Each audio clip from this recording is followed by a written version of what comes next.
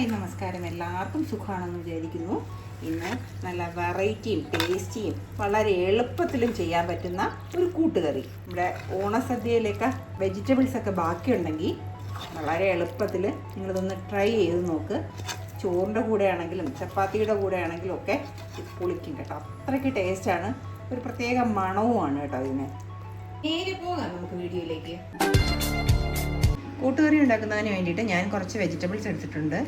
ചേന, കുമ്പളം, മത്തൻ, ക്യാരറ്റ്, പിന്നെ നിങ്ങളുടെ കയ്യിൽ എന്ത് വെജിറ്റബിൾസ് ഉണ്ടോ അതൊക്കെ എടുക്കാൻ കേട്ടോ. ഇപ്പോൾ ഓണത്തിന് ബാക്കി വന്ന കുറച്ച് വെജിറ്റബിൾസ് എല്ലാം കൂടി വെച്ചിട്ടാണ് ഞാൻ കൂട്ടുകറി ഉണ്ടാക്കുന്നത്. ഓണത്തിന് മുന്നേ ഇത് ഈ കൂട്ടുകറി വെച്ചപ്പോൾ ഇവിടെ വലിയ ഇഷ്ടമായി. അപ്പോൾ അതുകൊണ്ട് ബാക്കി വന്ന കുറച്ച് വെജിറ്റബിൾസ് എല്ലാം കൂടി വെച്ചിട്ട് ഞാൻ ഈ കൂട്ടുകറി ഒന്നും കൂടി നിങ്ങൾക്കും കൂടി കാണിച്ചു തരാമെന്ന് വിചാരിക്കുകയാണ്. എളുപ്പത്തിൽ ഉണ്ടാക്കാൻ പറ്റുന്ന കൂട്ടുകറി. പിന്നെ ഒരു കാര്യമുണ്ട്, കൂട്ടുകറി കുക്കറിൽ വേവിക്കുന്നതിനേക്കാളും നമ്മളല്ലാതെ പാത്രത്തിൽ വേവിക്കുമ്പോഴാണ് അതിന് കൂടുതൽ ടേസ്റ്റ് വരുന്നത് കേട്ടോ. അപ്പോൾ നമുക്കിതെല്ലാം കൂടി ഒരു പാത്രത്തിലോട്ടങ്ങ് ഇട്ട് കൊടുക്കാം. ഒരേ വലുപ്പത്തിലുള്ള പച്ചക്കറികളായിട്ടാണ് കട്ട് ചെയ്തിട്ടുള്ളത് കേട്ടോ.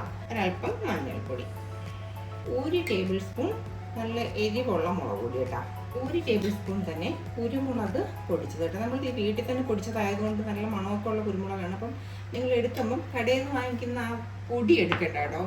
കുരുമുളക് ഒന്ന് പൊടിച്ചെടുക്കാനായിട്ട് നോക്കണം കേട്ടോ. പിന്നെ ഇതിലേക്ക് ആവശ്യത്തിനുള്ള ഉപ്പ് ഇപ്പോൾ ഇട്ട് കഴിഞ്ഞ് ഇത് ഇതിലൊക്കെ അങ്ങ് പിടിക്കും, കഷ്ണങ്ങളിലൊക്കെ അങ്ങ് ഉപ്പ് പിടിക്കും. അതുകൊണ്ട് ഇപ്പം തന്നെ ഞാൻ ഇട്ട് കൊടുക്കുന്നത്. ഉപ്പ് കുറച്ചും കൂടി ഒന്ന് വെന്ത് തുടങ്ങിയതിന് ശേഷം ഇട്ട് കൊടുത്താലും മതി. എന്നിട്ട് ഇതിലേക്ക് കുറച്ച് വെള്ളവും കൂടി ഒഴിച്ച് കൊടുക്കാം.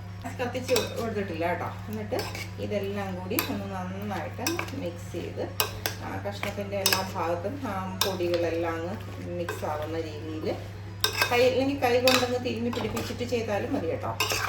വേണമെന്നില്ല, ഇടയ്ക്കിടയ്ക്കിടയ്ക്ക് ഇളക്കിയിട്ട് കൊടുത്താൽ ഒന്ന് വേഗാനായിട്ട് വയ്ക്കാം.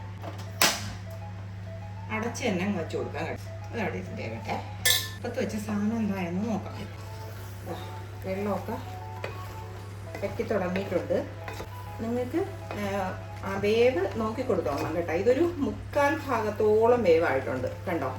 നമ്മുടെ ചേനയൊക്കെ വെന്ത് തുടങ്ങിയിട്ടുണ്ട്. നന്നായിട്ടൊന്നും വെന്ത് തുടങ്ങിയിട്ടില്ല, പക്ഷേ വെന്ത് തുടങ്ങിയിട്ടുണ്ട്. ഇങ്ങനെ പ്രസ് ചെയ്യുമ്പോഴത്തേക്ക് അതങ്ങ് സോഫ്റ്റായി പോകുന്നത് കാണുമ്പോൾ അറിയാം. അപ്പോൾ ഞാനിപ്പോൾ ഇവിടെ എടുത്തു വെച്ചേക്കുന്നത് കടലയാണ്. ആ കടലയുടെ വെള്ളം ഞാൻ കളഞ്ഞിട്ടില്ല. ആ വെള്ളവും കൂടി ഞാൻ ഇതിലൊട്ടൊന്ന് ഒഴിച്ചു കൊടുക്കുകയാണ് കേട്ടോ. അപ്പോൾ ആ ബാക്കി വേവ് ഈ കടല വെള്ളത്തിലും ഈ കടലയിൽ കൂടി മിക്സ് ചെയ്ത്, നിങ്ങൾ കടലവെള്ളം ഒഴിക്കുന്നത് ഇഷ്ടമല്ലെങ്കിൽ ഒഴിക്കണ്ട കേട്ടോ. അപ്പം ഞാൻ ആ ഒരു ടേസ്റ്റ് ഇതിലെല്ലാത്തിലും കൂടി കിട്ടുന്നതിന് വേണ്ടിയിട്ടാണ് ഞാൻ ഇങ്ങനെ ഒഴിച്ചു കൊടുത്തുള്ളൂ. ഇനി ഇത് ഒരു 5 മിനിറ്റ് കൂടെ കിടക്കുമ്പം ഈ വെള്ളം ഒന്ന് വറ്റി വരണം കേട്ടോ. ബാക്കിയുള്ള ആ അരഭാഗം വേവ് ഈ വെള്ളത്തിൽ കിടന്നങ്ങ് വേവണം. അടച്ചു വെച്ച് പിന്നെ വേവിക്കാം. മിക്സിയുടെ ജാർ എടുത്തിട്ടുണ്ട്. അതിലേക്ക് ഒരു അരമുറി തേങ്ങ. നിങ്ങൾക്ക് ഇതിലേക്ക് വേണമെങ്കിൽ ചെറിയ ഉള്ളി ഇടുന്നവരുണ്ട്, വെളുത്തുള്ളി ഇടുന്നവരുണ്ട്. ഞാനിപ്പോൾ അതൊന്നും ഇടുന്നില്ല കേട്ടോ. ഞാൻ 1/4 ടീസ്പൂൺ ജീരകം മാത്രമാണ് ഇടുന്നത്. വെള്ളം ഒഴിക്കാതെ അരയ്ക്കാൻ പറ്റുമെങ്കിൽ വെള്ളം ഒഴിക്കുകയാണെങ്കിൽ 1-2 ടേബിൾ സ്പൂൺ വെള്ളം ഒഴിച്ചിട്ട് ഇതൊന്ന് നന്നായിട്ട് ഒതുക്കിയെടുക്കുക. ഇപ്പം ഞാൻ എന്താ ഫൈനായിട്ട് അരച്ച് വെച്ചിട്ടുണ്ട്. ഇതേപോലെ നന്നായിട്ട് ഫൈനായിട്ട് അരയ്ക്കണം. വെള്ളം കുറച്ചൊഴിച്ച് ചേർക്കണം കേട്ടോ. ഒഴിക്കുമ്പം ടേബിൾ സ്പൂൺ കണക്കിന് 1 ടേബിൾ സ്പൂൺ ഒഴിച്ച് അരവ് വരുന്നുണ്ടോ എന്ന് നോക്കി അരയ്ക്കണം കേട്ടോ. നമ്മുടെ കൂട്ടുകറിയുടെ കഷ്ണങ്ങളൊക്കെ എന്ത് പരിപാടിയുണ്ടോ. കഷ്ണങ്ങളൊക്കെ ഒന്ന് പറ്റി വന്ന് തുടങ്ങിയിട്ടുണ്ട്. വെള്ളമൊക്കെ ഒന്ന് പറ്റി വന്ന് തുടങ്ങിയിട്ടുണ്ട്. ഒന്ന് ആ സ്പൂണിൻ്റെ ബാക്ക് സൈഡ് കൊണ്ട് ഒന്നും മുടച്ചൂടെ, അല്ല മാഷർ ഉപയോഗിച്ചിട്ടും മുടക്കിയൊന്നും വേണ്ട.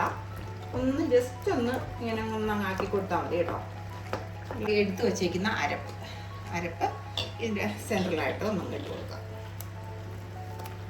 ഇനി ഇതിനെ ആ കഷ്ണങ്ങളൊക്കെ ഉണ്ടല്ലോ, ആ അരപ്പിൻ്റെ മുകളിലോട്ട് എടുത്തങ്ങ് വെച്ച് കൊടുക്കും. അപ്പം ആ അരപ്പ് ഇരുന്നൊന്നങ്ങ് ആവി കയറി ബാക്കി ഒരല്പം വെള്ളമില്ലേ, ആ വെള്ളവും കൂടി അങ്ങ് വറ്റി വരും.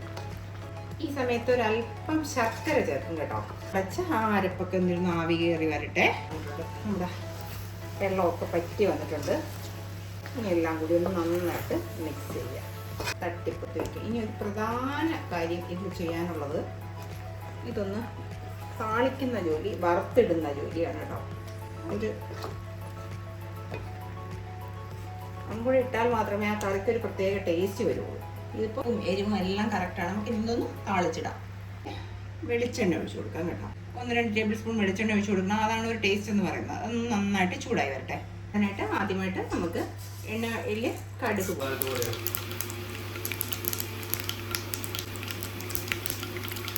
ഇപ്പോൾ നന്നായിട്ട് പൊട്ടി വന്നിട്ടുണ്ട്. ഇപ്പോൾ ഒരു ടേബിൾ സ്പൂൺ ഉഴുന്ന് പരിപ്പ് കേട്ടോ, 1/4 ടീസ്പൂൺ ചെറിയ ജീരകം.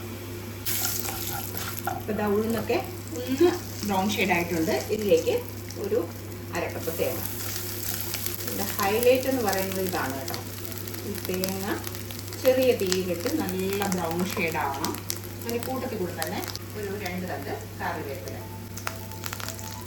നമ്മളിതിൽ നമ്മുടെ ശർക്കര ഇടുന്നെന്ന് പറഞ്ഞതുപോലെ തന്നെ ഇതിൽ ഒരല്പം നെയ്യും കൂടി ഒഴിച്ച് കൊടുത്തു കഴിഞ്ഞാലാണ് കറക്റ്റ് നല്ല കൂട്ടുകറിയുടെ ഒരു പ്രത്യേക ടേസ്റ്റാണ് കേട്ടോ കൂട്ടുകറിക്ക്. ഞാനിപ്പോൾ നെയ്യും ശർക്കരയും ഒഴിവാക്കുന്നുണ്ട്.